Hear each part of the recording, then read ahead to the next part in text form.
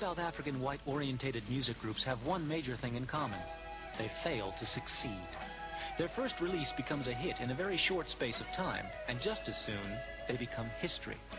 Why should our young, talented musicians, full of enthusiasm, have to face this inevitable recurrence of failure?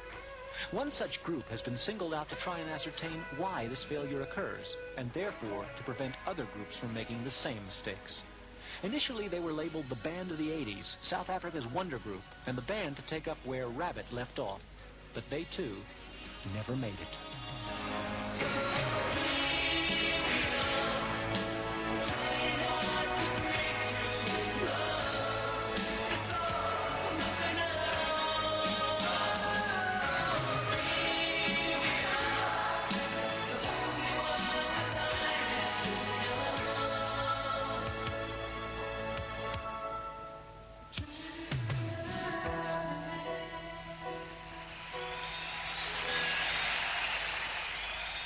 Face to Face were more fortunate than most, as the first record company they approached took an immediate interest and started publicly advertising as soon as they could.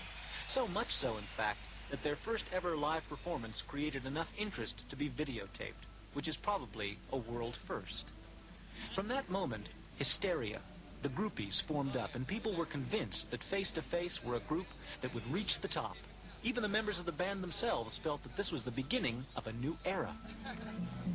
We felt that the audience reaction was a lot more than we expected, and now we're going to the nice part where you sign the autographs and see the birds there. Actually, it started off very badly, but I think after a while, once we got into it, it went very well. These guys are actually, in my opinion, more or less going to take off from where Rabbit and those kind of groups left off. Huge. It's a word in the record industry that we use. Huge means absolutely amazing.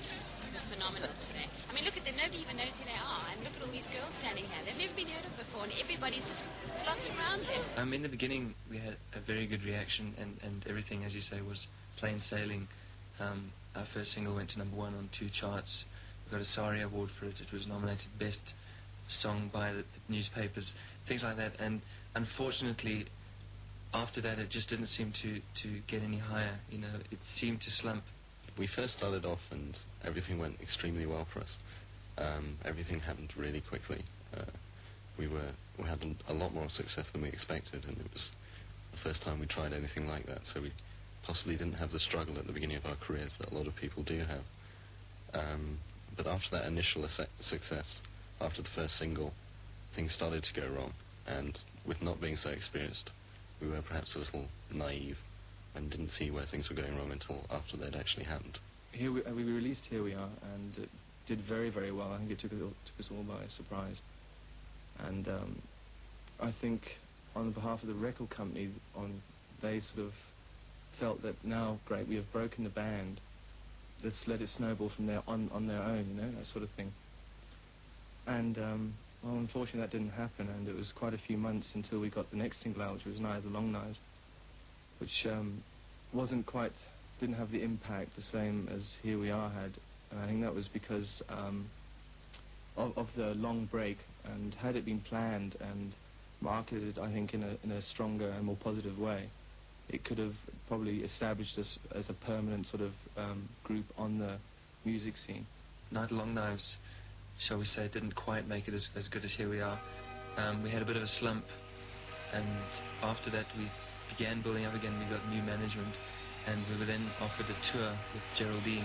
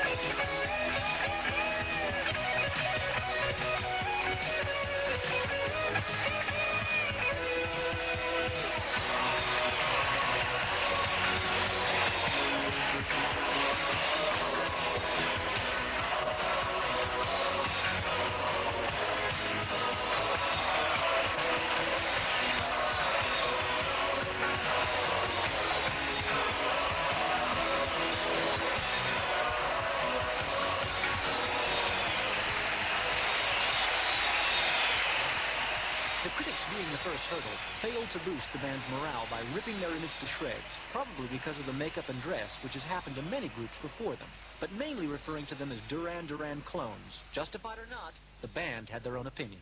I think that the public wanted to see a band up there. They wanted a Duran Duran or whatever, somebody that they could look up at and go and see and respect as musicians. But the same people, you go to them and you tell them you're breaking up, and you ask them, did you buy the album? And their answer is invariably no, which is the big problem.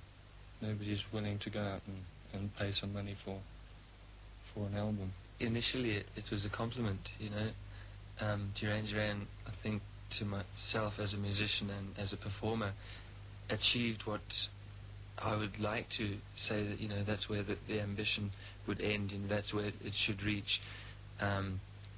Although, for people to say, I think, you know, we wore makeup and we had an image which a lot of bands do in Britain, you know, but I think because we were five guys who did the same sort of thing, they picked out Duran Duran because, to me, Duran Duran is the epitome of a top band at the moment, you know. But as far as they labelled it that we would rip Duran Duran off second-rate sort of clones and things like that, I think that was very unfair, because if you listen to our music, I mean, our first single was a ballad. Even with the problems of the critics and skeptics who hindered the group's progress, nothing could stop the music-starred teenagers, having since Rabbit waited impatiently for a substitute group that they could hero worship. And who better than five good-looking single youngsters who were more than willing to give them the opportunity? Did the fans ever let them down?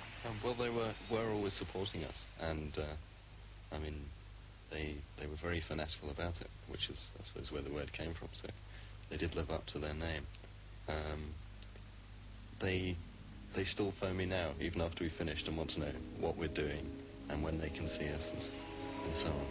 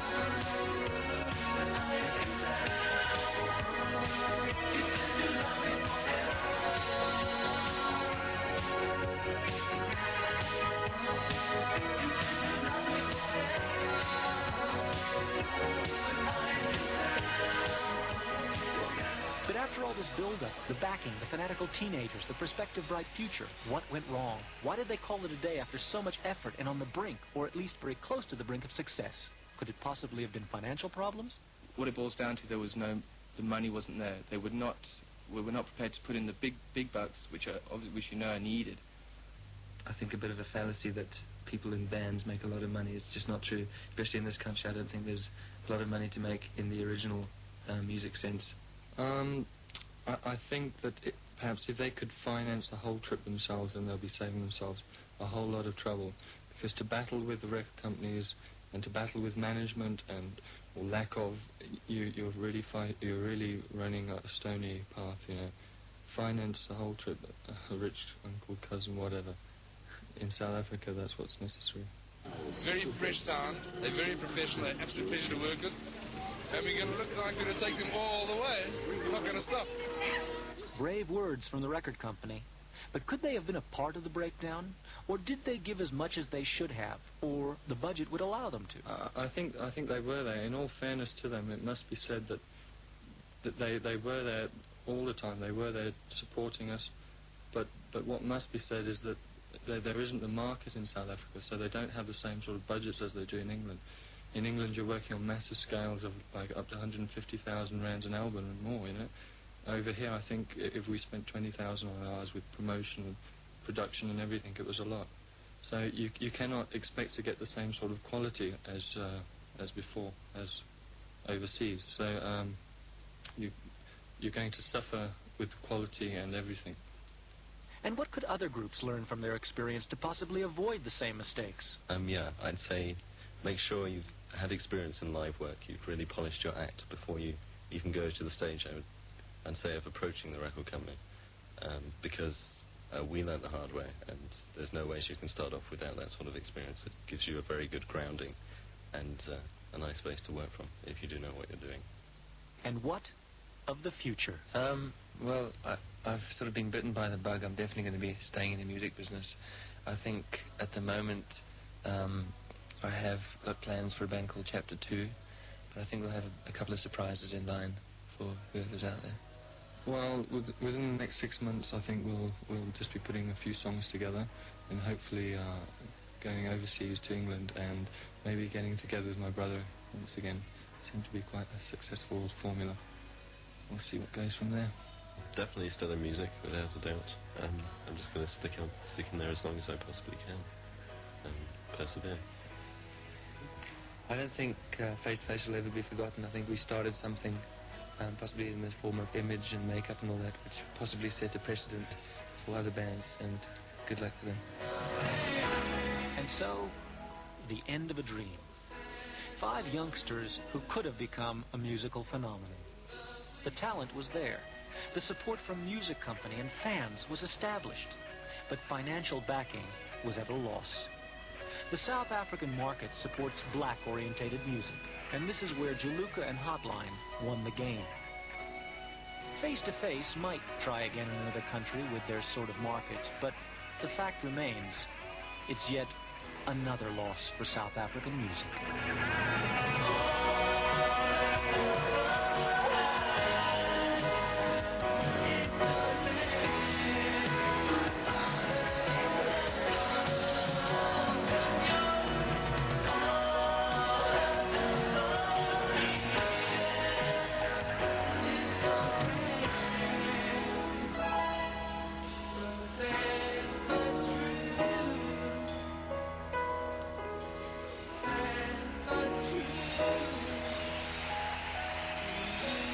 True.